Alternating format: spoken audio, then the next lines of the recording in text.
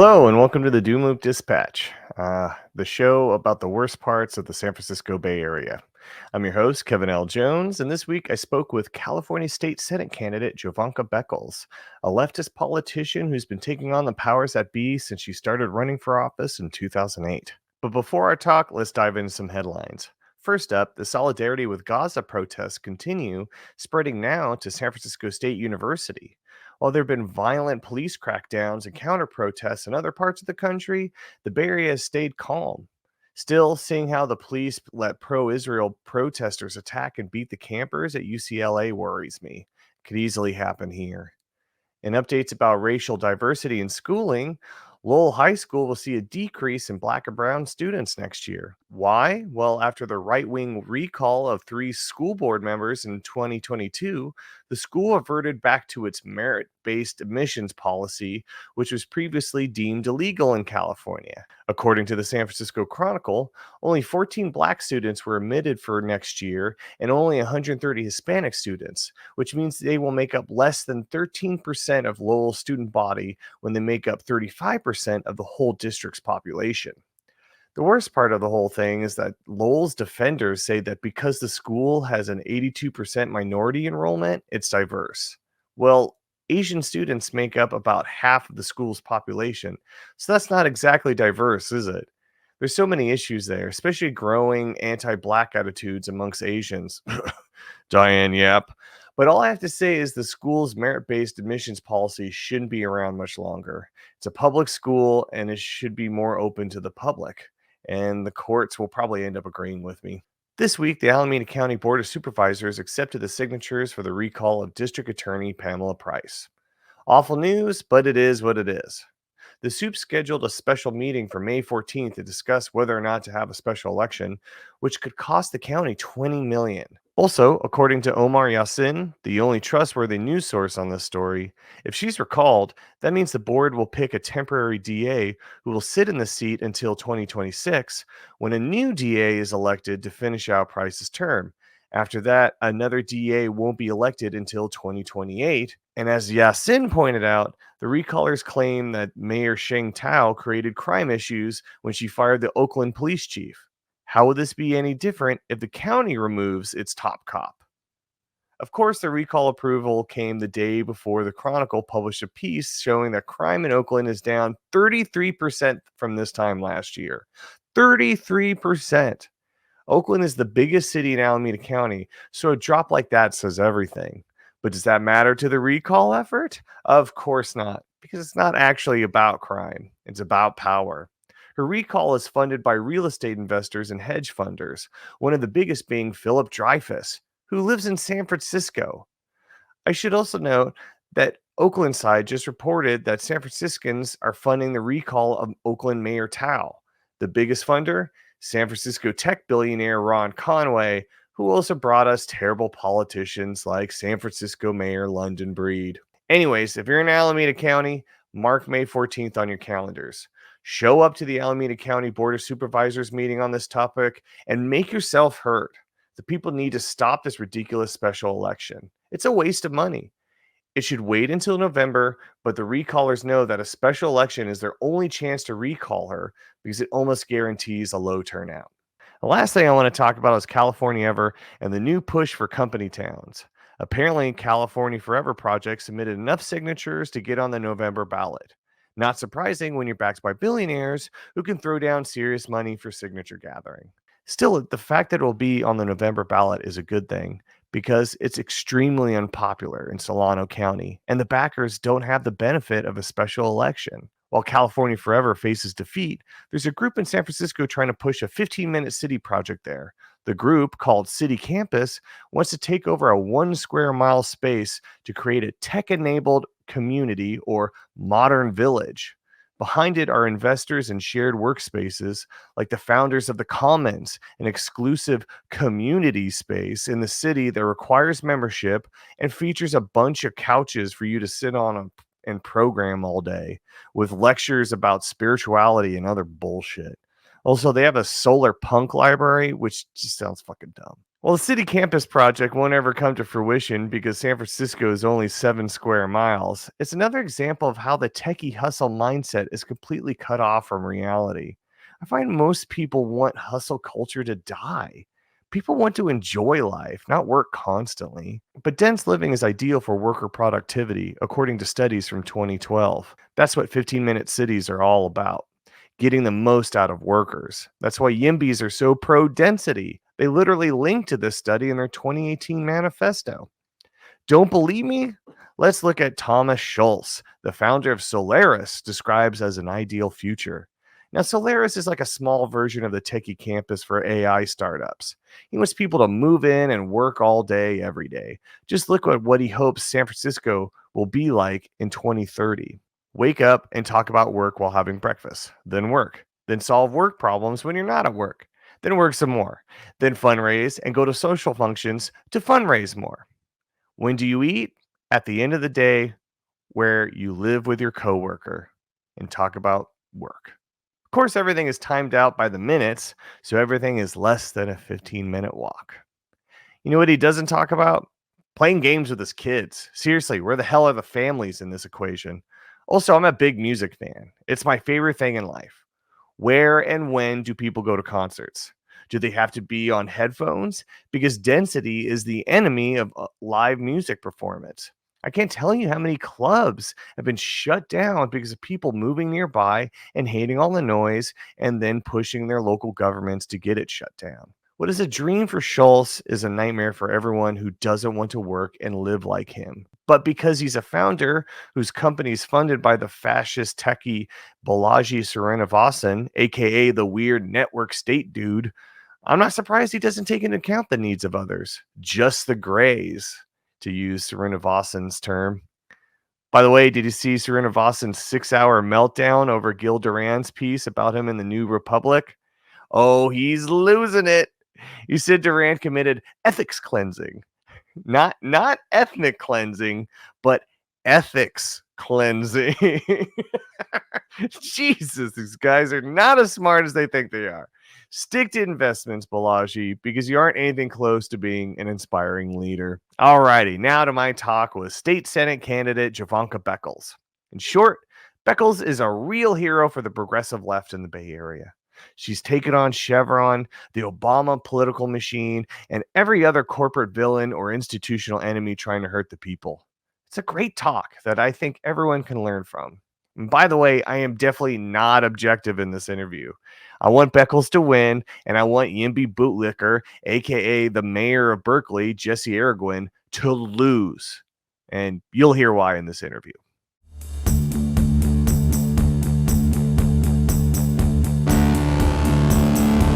Alrighty, hello, Doomloopers. We have Jovanka Beckles with us today. She is the corporate-free candidate for California State Senate.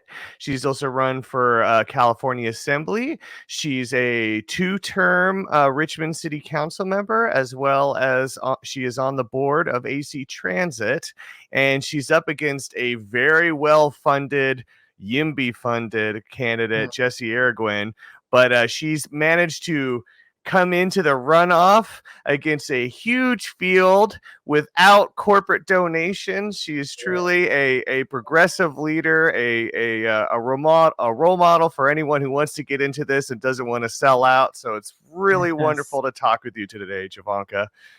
Yes. Oh my goodness. Thank you so much. I appreciate the invitation and the opportunity to have this conversation. It's just wonderful. Thank you. Anytime. It's my honor. So first off, how is the campaign going?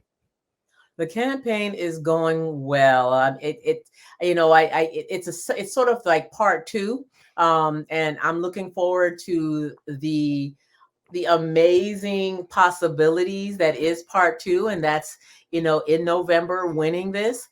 Part one was already historic because progressive, corporate free, grassroots candidates don't usually win in these kinds of races, especially when there are some really highly funded candidates in the race. But it was historic because, again, that doesn't happen, but also just seeing what we can do when we come together, when we unite as one force against, right, the 1%. And people, and I am encouraged that people understand that and they see the correlation between electing people who are corporate free versus people who are taking money from the very entities that are constantly exploiting us, like PG&E. They're making billions and billions in profit, and yet they continue to exploit us by raising our rates. And so seniors are struggling. Seniors and retirees who are on a fixed income are struggling. Students are struggling. So many people are struggling, and yet what do? They raise our rates, and my opponent is taking their money. So Yep. we see what's really going on, and I'm excited to be able to show. I think so many people who are feeling discouraged and cynical about elected officials. I'm encouraged that here we are going to have an opportunity to show people that right can prevail, that goodness can prevail, right, that hope can prevail, that our little selves can indeed defeat these giants that are out to exploit us and make our lives miserable. But when we come together as one, we can always take them down. And that is so true. You have proven that over and over again. That's what makes you such an inspiring candidate. I mean, you have Thank gone you. up to some big, Goliaths. Let's just put, Yes, it is yes, Goliaths. I mean, from your city absolutely. council runs on. But Yes. and before we get into that, what got you into politics?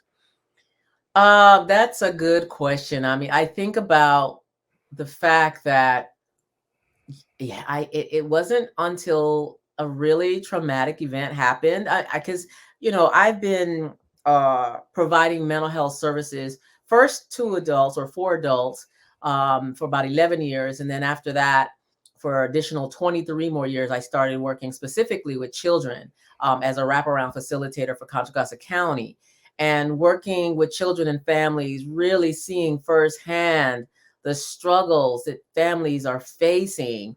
Many of them, and especially our children, many of them have to do with policies, government policies, right? So government policies are either going to lift us up and lift up the community, or they're going to squash folk, right? And so working with children and families and seeing this, I realized that yes, it is a good thing to heal children, to heal their families, and then it's another to have policy. So it wasn't until a really traumatic home invasion that happened to me and my wife that I realized that our children, especially after one of the young men who had literally held a gun to myself, my wife, our son, and he looked around our son's room and literally said, "It must be nice to be loved."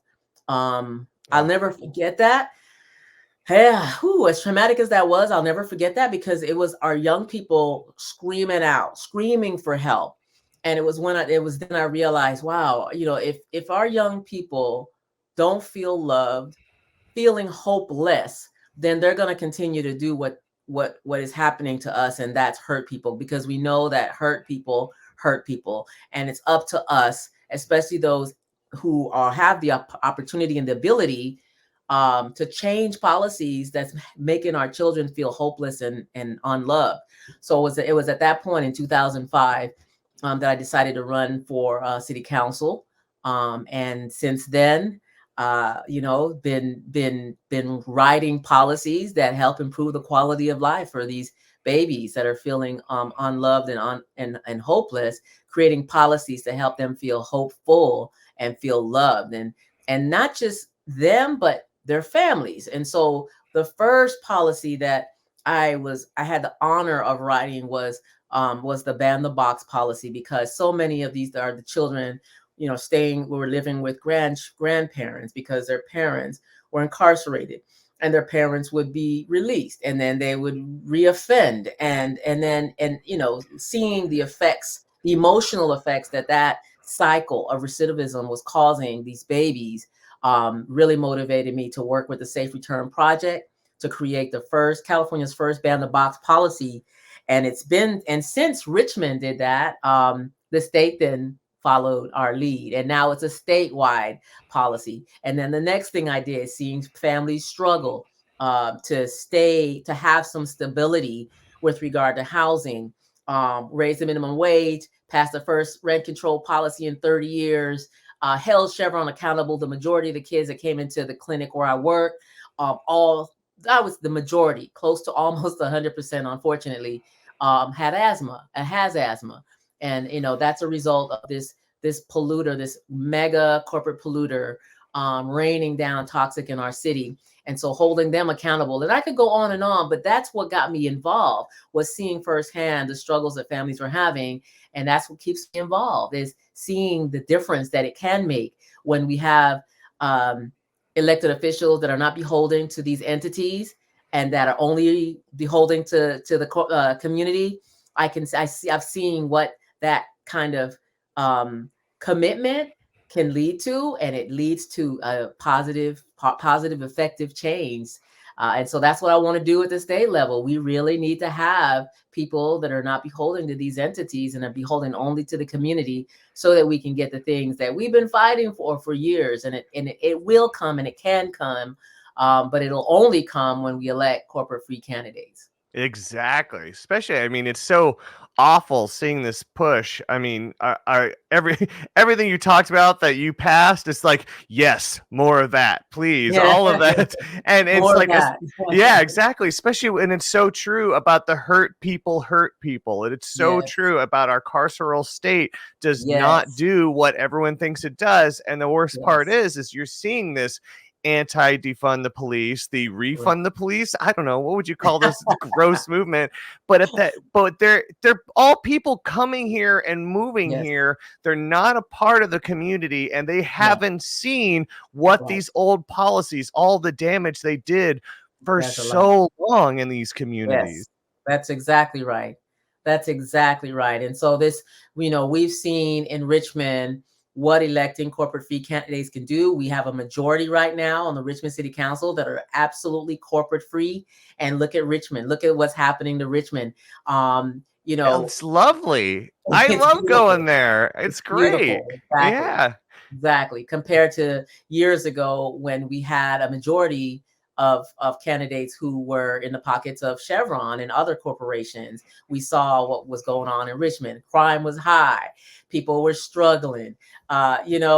Children were having difficulty in school, because when you have all these challenges, when you have these emotional preoccupation, they become anxious and depressed. And of course, you can't do well in school with all of these things on their minds. And so creating policies that reduce those. So in essence, we address the root causes of crime.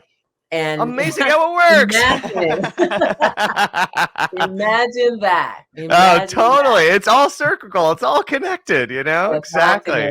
That's and right. I want to, I used to live in El Cerrito. It's actually how I was able to vote for you for assembly. And it's so true about Chevron and that icky refinery. I don't know how many times, like I have a storage space in Richmond, but I love going out there. Point Richmond's great. Just all around the little coastal areas are just awesome. The whole Point Richmond, when it turns into a big garage sale on Mother's Day, that's amazing. That's the best.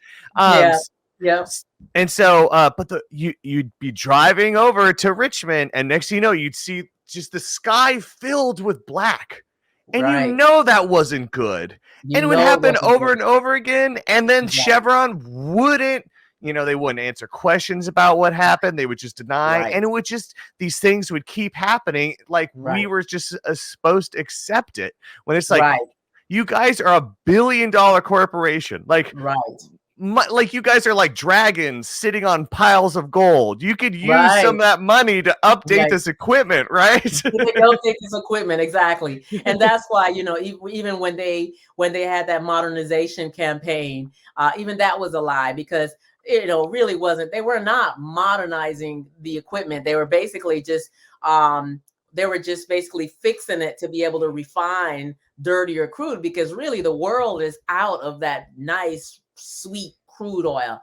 The only thing that's basically left the grudge at the bottom of it, and they wanted to be able to upgrade their equipment to refine that crap that's even worse and more dangerous. That's why we're seeing more flares, Yeah. right? Because that's not what the true modernization would have, I think, would look like. We're gonna just close down from refining oil, fossil fuel, which has in an essence, it's running out. And let's create a more sustainable future, a more sustainable energy source, which can happen. And I'm really proud of my siblings in Richmond who are working towards that, transitioning away from fossil fuel and what that looks like. And we're talking about it. People are talking about what that look like. And of course, that you have the building trades that are afraid and coming from a place of fear. But that, closing down these refineries doesn't mean losing jobs, because in a green economy with green energy, there's work there. We can help, them transition away from that ugly, gross, climate killing fuel into a more sustainable one that helps our planet to thrive and be better and cleaner, and moving away by reducing our, of course, our carbon footprint. Exactly. I mean, even though there was just the story in the Washington Post about how energy companies don't like solar power because they can't make money off They can't make it. money. Exactly. What about our Now but what about our shareholders? right. Who cares about the generation? The The shareholders. shareholders. That's what's important. That's the most important thing.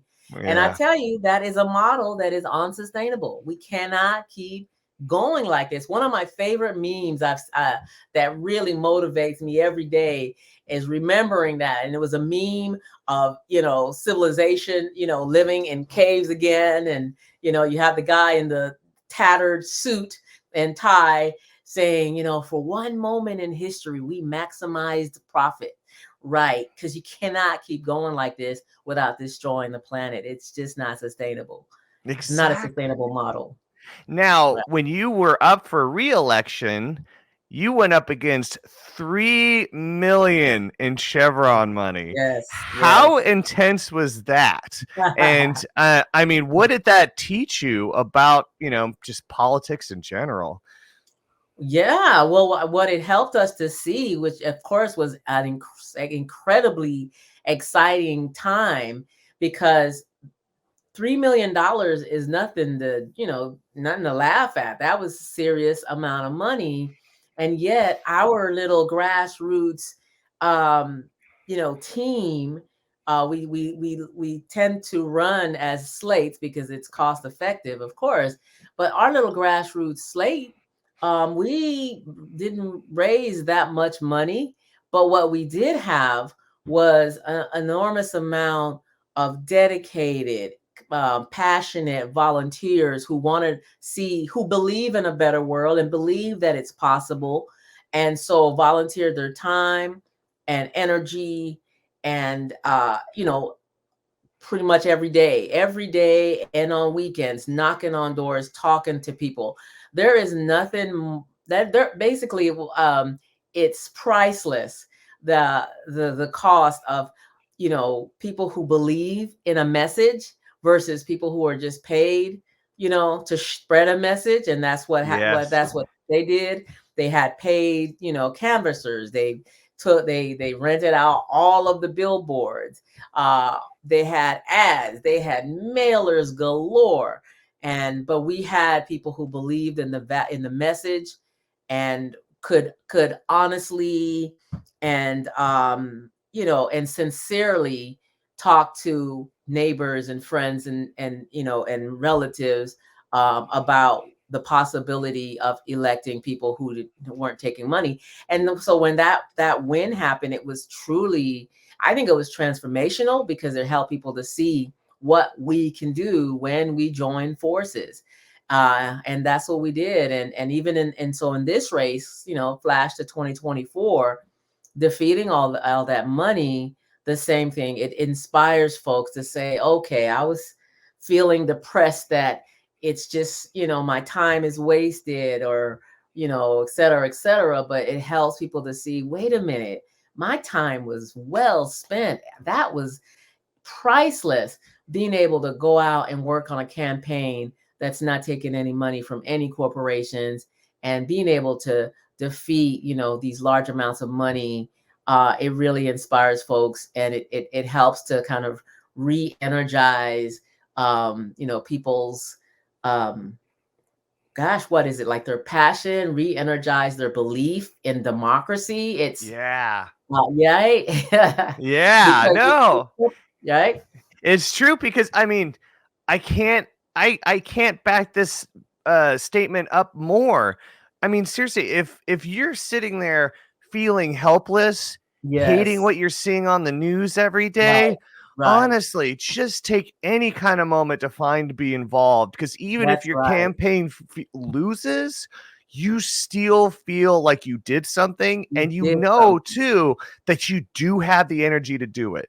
You That's right. can't just look at this and be like, I don't have the time. I don't have the energy to get involved. Trust That's me, right. you do. It's not That's even right. takes that much It to doesn't get even take that involved much. and do something, you That's know? right. That's exactly right. And that's what we have. And that's what we have to, that's that momentum that has to keep, that we have to make sure stays, that flame.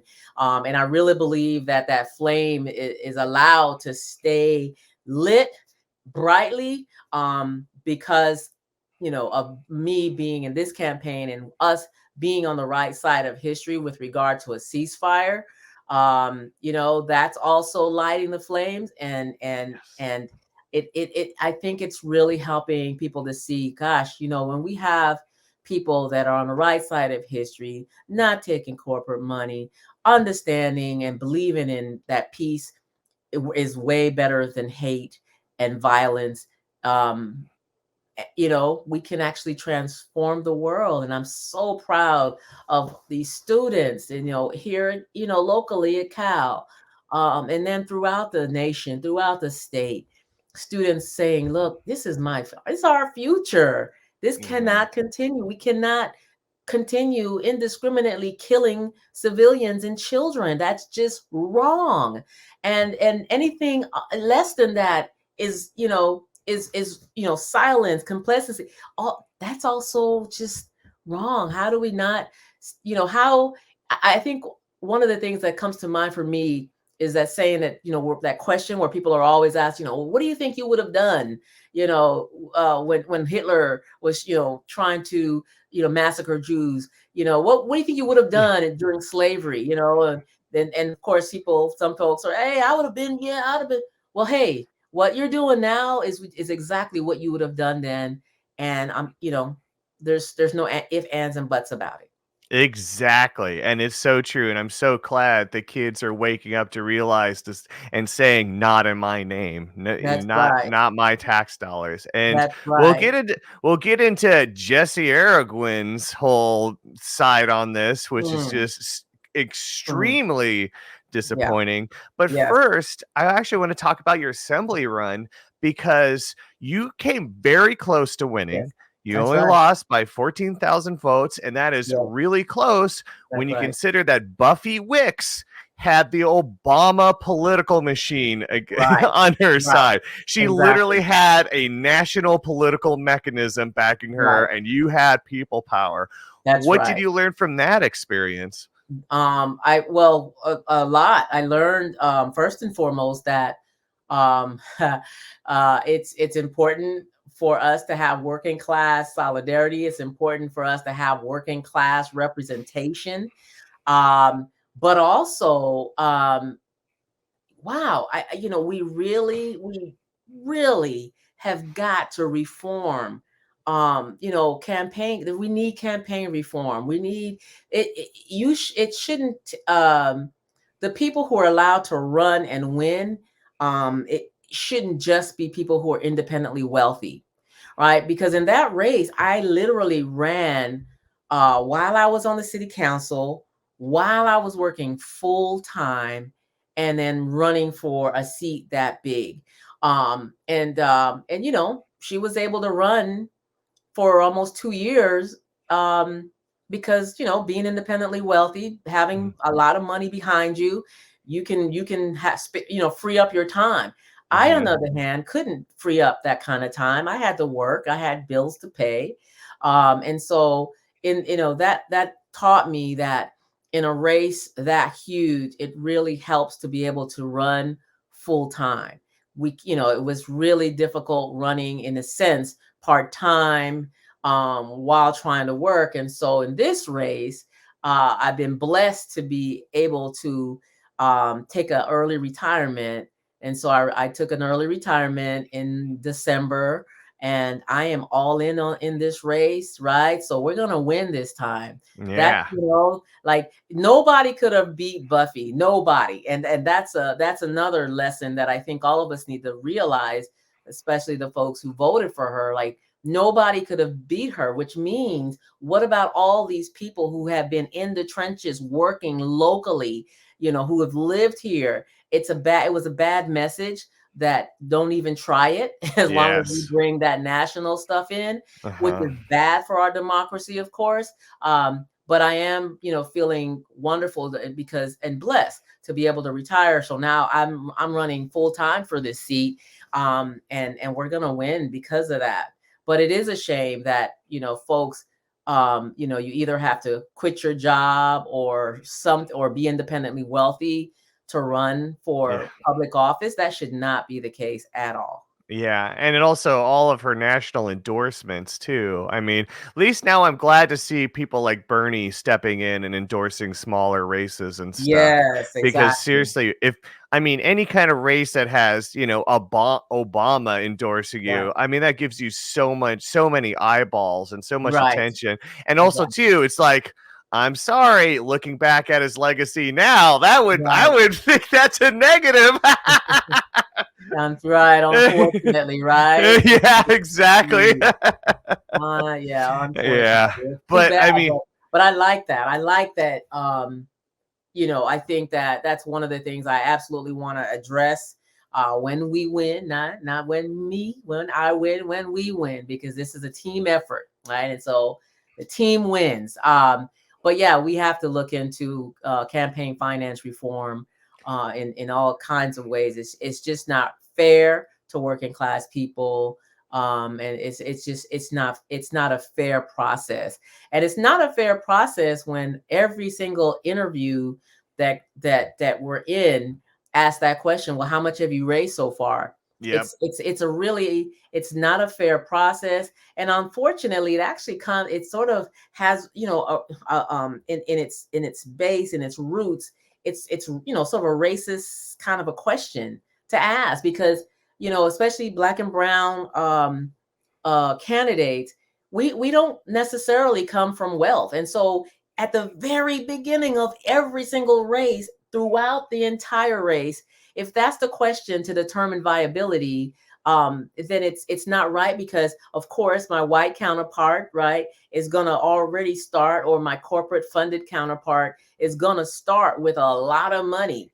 And hmm so now you're saying, I didn't start off with a lot of money. This person did. Let's give that person some more money. And then now they're advancing. The same question comes up again. Oh, you have more money. Well, let's give you some more money, right? And that's yeah, not wrong. That's a capitalist type of an approach. If not based on racism, it certainly is based on a flawed capitalist what's the word here? I guess premise, right? yeah. Yeah. Yeah. Yeah, and I mean, it's so gross too because even though Obama seemed to not appreciate the Citizens United decision, he still embraced it, Yes, and still yeah, would raise record amounts of money. And right. now it's almost a thing where it's like if you want to run for office, I mean, it seems like a lot of the more corporate, more of the centrist Democrats like have their sellout, like they have their like thing that's like really connected, whether it be like real estate or I remember Mhm, when Biden was first running for mm, presidency, he mm. like the first thing he did was like, all right, I promise, hey, health insurance companies, I promise I won't push for Medicare for all. We'll just throw that Yeah, on the table. Now come on, give me the money. I'm gonna be your right. candidate now. And it seems like Yes, it has to be yes, this trade-off in order to yes. win instead of just, running on what values you truly have. Exactly. Well said. Because to me, that's really should be the number one question. Not how much have you raised. The question is, what have you done? Show us some receipts. Because I'm so grateful that the voters don't ask that question. The voters don't ask, "Hey, Jovanka, how much have you raised?" Voters ask, "What have you done for me? What have you done for my community?" Yeah. And when I'm able to just produce a long list of receipts, right? That's people are then eager to vote, for me. And it's absolutely not based on the amount of money raised. So, but yeah, you still got to have money because we have to have staff. We still, we have to have,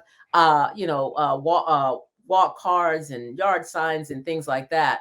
But that should not be the basis that people determine viability, right? Exactly. It's just ridiculous because you even see it in the small races now in the Berkeley Yep. City Council races. It's like, I'm sorry, but like Berkeley City Council member, I forgot her last name, but Rashi. I mean, it's clear to me she came out of nowhere, and it seems like her only focus is getting buildings built. That a lot of them too, not filled up, not Not like even filled. literally Exactly. like luxury level, Exactly. all and 2-bedroom apartments too. This was actually even reported, I believe, by Berkeley side, where it's like even they're not good enough for families or anything. It's truly buildings that are just would be the most profitable for developers, That's right. and That's it's right. like, I mean, a city council race, like these are the Exactly. people that are truly at the most local The level most supposed to local. That's right. represent you. And Yes. I look at her Twitter feed, and it's like that's the only thing she's bragging about is getting buildings built. And it's just like, what Mm. about talk about what's going on in People's Park, or Exactly. try to stop being in the middle of the ceasefire debate, Right. Right. like That's be right.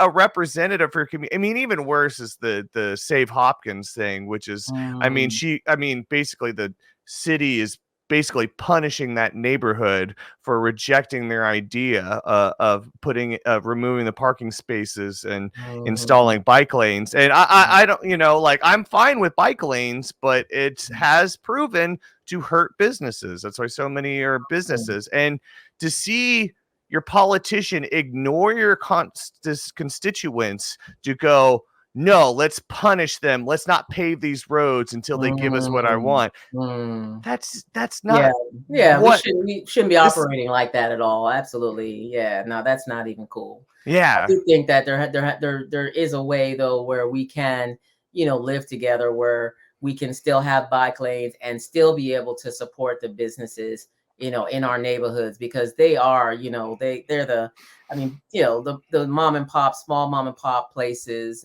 stores, brick and mortars, they're struggling. And, so I think that I think it doesn't have to be one or the other. I really think that there is a way for us to do both. exactly. And I just instead of trying to find that compromise and Right.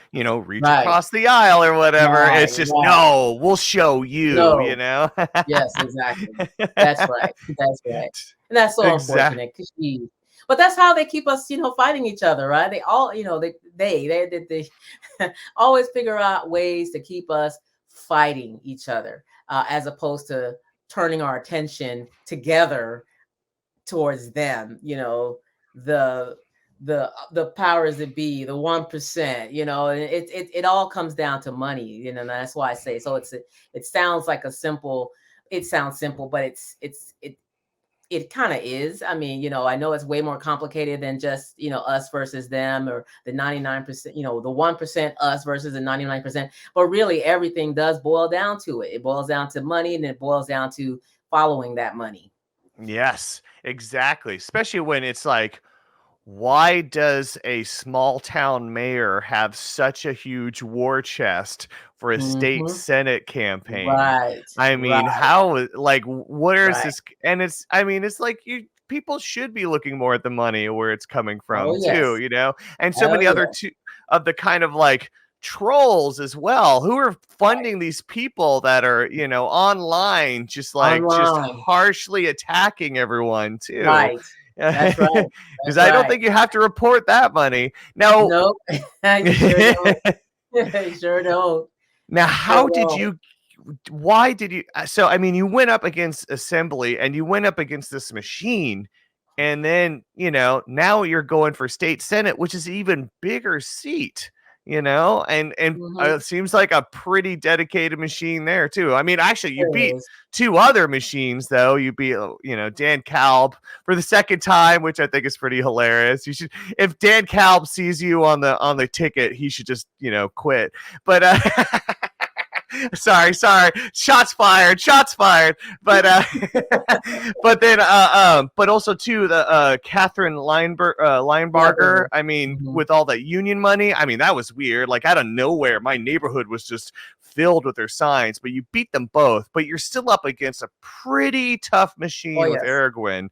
Yes. What Yes. pushed you to just take on this task, anyways? Because I think that representation matters. I feel like if people like me don't step up, then we're gonna keep getting what we're getting. We're gonna keep getting people like my opponent. We're gonna keep getting people who are bought and sold and are gonna say whatever they need to say, whatever lies they gotta say, do whatever it takes, take advantage of every opportunity, um, and then switch it up once they get into office. And so people like me don't step up, then I think we're in big trouble and our democracy is going to be in big trouble. And all of these fights that we are engaged in for justice and equity is going to all be in vain if people like me don't step up. And I reminded my wife, she every time I have a pretty depressing story to share about the day or interactions, she goes, "Why do you do this?" She goes, "No, I know." Because she's right. I do this because if I don't, then who will? We won't have the kind of integrity that we want in our democracy if people like me don't step up. And that's why it's so important that we form, we're unified in this, because this literally is a fight for of corporate free versus corporate funded. This is literally that. And if folks aren't aware and awake to see that we never get what we want if you back corporate funded candidates. You're never going to get what you want. Nope. But if you are not putting, connecting the dots about that, then we're going to keep getting what we're getting. So I feel like I have done the work. I started, the American dream, in a sense, right? I started at the bottom, of the quote unquote bottom, which is being in community, understanding the community, loving the community, wanting community to be better and maintain that better. And continuing to sort of move into more positions of power. And so this state office is a position of power that I believe we as a community deserve to have. We deserve to have our voices, because the way that I feel that I lead, is always based on listening to the community and then creating those solutions together with the community. Um, and right now at the state level, there's so many different issues, that we need to improve the quality of life for us. We do need statewide, rent control. We do need to reform Prop 13. We do need universal health care. Right? We do need free higher education and preschool. Like, these are the things that we can have, but we have to have people that are not beholden to these corporations, that are going to be, unabashedly holding them accountable, and demanding that they pay their fair share of taxes so that we can have the things that we want. We're not going to get those things if people are taking their money and we think that, oh, it's okay, because even though they're taking their money, they're still going to be for us. No, they are not going to be for us. How many times do we have to watch this movie to see Yes. to see how it plays out. Exactly. I think a great example of this is Scott Wiener, who is basically, would be the San Francisco version of the position you're running for, and how much Mhm. he's actually accomplished in his seat. I mean, it's all kind of crazy stuff like these insane demands for building, like requiring cities or else they'll lose control of zoning, which I'm sorry, I am completely against, because I've Mm, seen what happens when you don't have zoning, and it's called mhm, Houston, and mm, Houston is has a lot of issues. Gas stations shouldn't be built next to houses. Like mm, like you mm. know, or Right. or or strip clubs should not be across the street from elementary schools. Right. It's Exactly. all There's a that kind of reason. stuff. But That's that's the right. kind of power he's able to push. Now he can't, for some reason he can't decriminalize mushrooms and psychedelics, which that may be fine. But on the other end, it's like he can really accomplish a bunch of stuff, and it seems like Arreguin is going to be another Scott Wiener, where it's clearly much more about serving a special interest than the Yes, constituents. that's right. That's exactly right. And the more of these opportunities that we have to get the word out, get the message out, the better our chances are of maintaining our democracy and improving the quality of life for our communities. Yes. Now, but the real issue too is the recalls. It seems like to Mm. me, if you won, it would be like within minutes. Oh, there's Right. signatures being collected for recalls. Right, for a recall, the minute you win. I mean, we're Yeah, seeing it happen, in Alameda County with the DA, the first Black woman, the first, what does she call it? Unappointed, all yeah, right, yeah, DA to win a seat. And I mean, she hadn't even sworn in good before they started collecting signatures. It's a travesty and it's not right. And I know that Alameda is, there's a measure to change that, but it needs to be changed everywhere. It needs to be changed at the state level as well. It's ridiculous. Let people do their job. She hadn't even been sworn in, and they were already collecting. It's just signatures. It's such a first of all waste of taxpayer dollars, because now Oakland is faced with having Alameda County is forced with having to spend on a $20 million special election as opposed to putting it with the regular election. yeah. I think the people who had the Has that money been to approved? Has that been no, well, approved? it's let's see, it's 2:30. I think they may just be visiting that item now, because I know when I was over there, it was about 1 o'clock. They hadn't started yet, so people were still out, um, you know, sharing information. And of course the signature collectors, the right wing guy, and his paid folks that Yeah, look like me. It's so embarrassing. yeah. But it is unfortunate. So anyway, they're going to be taking that item up today, and I hope that they board of supervisors do the right thing, and put this special election with the regular election and not waste taxpayer dollars. I think if they want a special election, well then let them foot the bill. Maybe Yep. that needs to be incorporated into this all of the policies around signature gathering to recall people.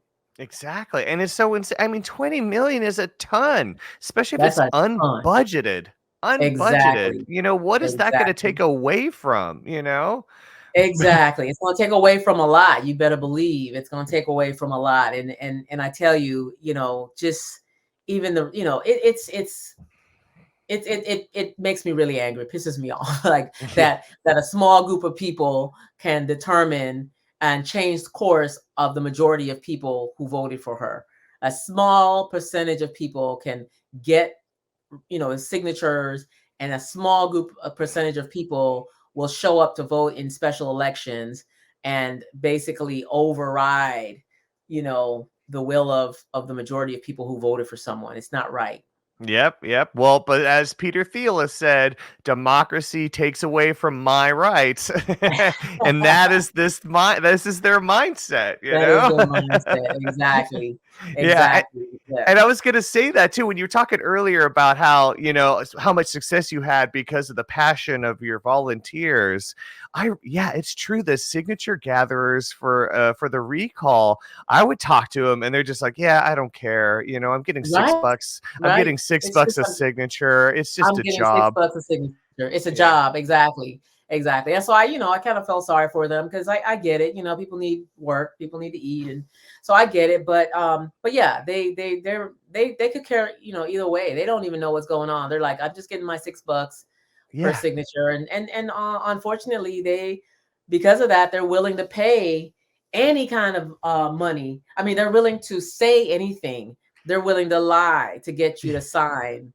So that needs to change as well. Yeah, that 50,000 signatures had to be tossed out. 50,000. That's almost enough to get it passed. It's insane. I mean, that's how much, because there's so many, there's so many things wrong with the signatures. It's just insane. It's insane. It's time to change it. And I believe that there are a lot of people who are willing to help make that change. So yeah, and maybe. Yeah, maybe there's something you could do if you get in there too, pass a bill, hopefully. Definitely. Yeah, a state policy. We can do that. Let's do it. Let's do it. Now, I also I've been wanting to talk with you because I saw you were there when they first walled off People's Park, and you had some very correct things to say that, of course, the YIMBY trolls were like, oh, she doesn't know what she's talking about. But no, you were right on. Blackstone and Cal are in cahoots. Right. This kind of development could be built anywhere else. And I truly, in my mind, and this is just me saying this, I truly feel for them, this is less about getting something built on that land and much more about, this is our land and we're going to do what we want with it. That's right. That's exactly what it's about. That's right. And we don't give a damn about any, on-house folks. We don't give a damn about on-house students. We don't give a damn about the community. It's just about our profits, and that's all. And that's it. And that's all. And I mean, so much so it's that their profit is so important to them that they were willing to spend millions of dollars to bring in state troopers and people and other police officers from other states. I'm so glad Richmond, it's my city, the rich city. We got out of that contract, where they call it a mutual aid. So Richmond was not going to be a part of going to other cities, to to handle them off. Yeah. Right. Handle peaceful protesters. So I just think that that's great. And I actually remember I was on the council when I got to vote on that we were not going to be a part of that type of a system that calls in, our resources, our police officers to bully peaceful protesters. Yeah. So especially they had to go to Oregon and things like that, right? They had to go to Oregon cops and, and I think personal too, like personal security companies too. Yes, exactly. It was millions. It was millions of dollars. It was eerie seeing these cops in their riot gears and their guns, high caliber guns, aiming at students and unhoused folk and community members feeling like they were in a war zone. They had to show ID to get into their own neighborhoods. It's insane. And this is the climate that my opponent has sowed, right? Yep. He has sown this type of climate. My opponent is sown a really dysfunctional, undemocratic climate. And if this is what he's doing now for the city, oh my gosh, we cannot allow him anywhere near our capital. See, I know. I was talking to somebody and I was like, yeah, can you believe the kind of fascist takeover of what's going on at People's Park? And and this person I was talking to was like, we shouldn't use the F word so cavalierly. And I'm like, they're in military gear now. What else is it other than a fascist takeover? That's right. Exactly. And it's so unfortunate. And I, like I said, that my opponent as mayor of the city is, basically allowing this type of stuff to happen. I saw some videos of them, pushing down people on the ground and dragging them. I'm like, this is the climate that my opponent has sown, Yep. in the East Bay. It's ugly, it's awful, it's undemocratic. It's undemocratic to not even want to bring about a resolution for a ceasefire. Let's have Yes. a debate. Let's listen to the speakers. Let's hear your thoughts. Even if it doesn't pass, at least you gave the people what they were asking for. Even if it doesn't pass, people get to hear your rationale for not wanting to pass a resolution that says stop killing kids and stop killing civilians. Like, let's Yeah. hear it. But to shut down the voices of the community who are asking for that, and then allowing, others who are basically feeling that that's justified, the killing of tens of thousands of people, children, civilians, is justified. Let people, give people their, the microphone. Let's hear from them. Let's hear from you. Yes. So it's a very undemocratic process and climate that Berkeley is seeing. And I hope people really recognize that this is not the way forward, and deny him that ability to be in a position of power at a statewide level with this undemocratic approach to to addressing addressing issues. Yeah, he clearly does not work for the people. He Right. clearly, I mean, it is Right. for developers. I mean, he helped, I mean, People's Park, I mean, multiple lawsuits, Yes. Yes. multiple wins for the park. And Yes. yet I mean, and even it's not, it was taken by eminent domain. I mean, it's not like the city bought it or anything. It Right. was taken by force. And it's, Mhm. and then with the Mhm. ceasefire thing too, it's like, the people, he's not listening to Mhm. those Right. people that are overtaking the city council meetings Right. and pushing and Right. just wanting, I'm sorry, a 4-year-old is not Hamas. A 4-year-old Right. is Hamas. Now, there's definitely some Israeli government officials that will tell you, oh yeah, they are, but Mhm. I'm sorry, in reality Right. they are not. And yet he still Exactly. does it because he's already gone on trips That's right. to Paid trips by the right. That's right. The government. Right. ah, Paid trips. That sounds like they are buying an official. That's what it yeah. sounds like to me.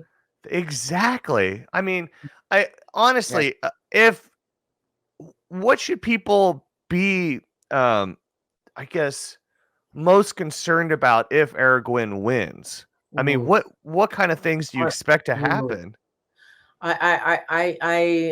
It's kind of terrifying. I think that people really get what's going on the federal level. They're like, oh my gosh, it's terrifying if, number 45 is allowed to get back in the White House. That's terrifying. Our democracy will be dead. Well, what's going on locally is really not that much different, because we're talking about a public official who's in bed with all of these entities that are shutting down unions, these entities that are exploiting us. So PG&E is taking a lot of money from PG&E. They're exploiting us. He's taking money from Uber, and Uber is doing everything they can to crush unions. The landlord association, the apartment association is doing everything they can to crush the possibility of rent control so that people can have some stability and where they live. Like, these are the people that are buying either trying to buy an elected official. So Yep. that is a scary thing, because when that happens, that is truly going to be, the continued decline of our democracy, when corporations are allowed to buy elected officials. And that's what they're doing with my opponent. They have bought him. He's bought and paid for. So people have to understand, he is not going to be working for you. I'm not Yes. taking any other money. I am beholden only to the community, only to the voters.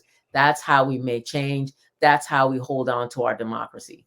Exactly. And what kills me too is I can't think of a less Berkeleyan representative than Arreguin. I mean, Exactly. this is a city Exactly. that Exactly. passed a soda tax when soda companies threw down 8 million to stop it. It Yes. still passed it. Yes. That's Yes. this is these residents, this city looks at big corporations and gives them the middle finger. You know, Right. we want what's best for us. We're That's right. educated, but you know what? The issue is That's right. that Berkeley land value, property value has always been so high. So you know it's like this like Shangri-La for developers investment. I mean, that's the thing, you know. Are Yes, we it is. getting any affordable housing building Out of built? it, right. Nope. Nope, No, not at all, you know. not at all. And free Not at market all. solutions, you can ask any Berkeley resident, free market solutions do not work. It's You not know, working. everyone Right. knows this, but at that Everybody same knows. but it, you know, That's right. there's That's right. That's right. So that's right. And they're gonna try to paint him as hey, this is the guy who's bringing housing. But if you can't afford to live in it, that's not a solution. What yep. we need is affordable housing. What we need is truly affordable housing. What we need is housing for that working class people can afford. Yeah. That our seniors can afford and maintain. There's a difference, and the free market is not the solution. They have to be regulated, just like any other corporate entity. You give them free range, they don't give a damn about us. Yep. They only care about the bottom line, Yep. and that bottom line does not include us. Yes, exactly. So true. But that's why we have champions like you fighting Yes, for us, retiring early, yes, dedicating all your time and effort to it, yes. which we really appreciate. Thank you. How can we help you? Yes, we can. We always, we can always use volunteers. We definitely need donations. And, you can go to, our website, Jovanka 4 Senate.com. That's Jovanka and the number 4, Jovanka 4 Senate.com. And you can click on the donate. Every little bit helps. Coffee used to be a cup of coffee used to be $1. Now a cup of coffee, regular just brewed coffee is like $5. So every little bit helps. I always say, buy a sister a cup of coffee, $5. Even $5 helps. But of course, for those who are able, to donate generously, that's what we need. And we are on a projectile to win, but we need all the help we can get, and we have to unify in this process because just like the federal level, we are in dire straits if we allow these corporations to buy our democracy. So please contribute in as generously as you can to this campaign, this grassroots people powered corporate free campaign. Yes, I love it. And as we wrap up, I do want to know, like, what keeps you so positive? I mean, with it such there's such overwhelming machine around you, but you've done this fight before, of course, and Yeah, you've yeah. won, like That's right. what is it? Like, how is there like some, is it like a talking to a volunteer? Like, what keeps you so determined and so positive? Um, I've always been a hope-filled person as a kid. People have always, wonder, about my joy, and that's just because I just I live in hope and I live in faith. I believe I believe that I have a power greater than myself who's looking out for humanity, and using me, just little old me, to make a difference. And so that keeps me, pretty excited and hopeful. I feel hopeful when I talk to people that I don't know who appreciate the work that I've been doing. And yeah, and I do this, all this. As people talk about, oh, your courage, Jovanka, and your this and that, and whatever it is, it's all based and it's all coming from a place of love, and that kind of keeps me motivated and hopeful, and and joyful. I believe it's already done, but we just now have to do our work, because I believe that we have a power greater than me and greater than us, that's on our side. And a mission bigger than Yes. us as well, Yes, too. indeed. Yes, indeed. Yes. Love it. Well, bless you, Jovanka. I Thank you appreciate very you much, taking the brother. time Appreciate so it. much. Honor speaking with you. I'll get this up right away. I will put all the links to your website and everything Thank else you. in the Thank you. description below. Thank you. And again, follow her campaign, donate Yes. if you can, and Mhm. support her as much as possible. Yes, indeed. Thank you so much, brother. I appreciate you. Anytime. All right.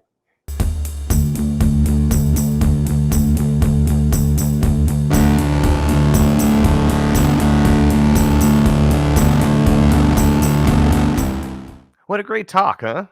Please help Jovanka out by clicking on the link in the description of the video and donating to her campaign. And that's it for this episode of Doomloop Dispatch.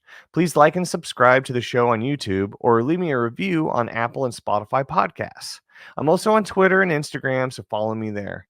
If you really like the show, please support me and subscribe to my Patreon account. I have a $1 support level for those who can't provide a lot, but the $5 level is pretty awesome. Not only will I take show suggestions from you, you'll get access to my long form narrative podcast about underground music, Original Press. I hope to see you next week, and until then, keep fighting the good fight.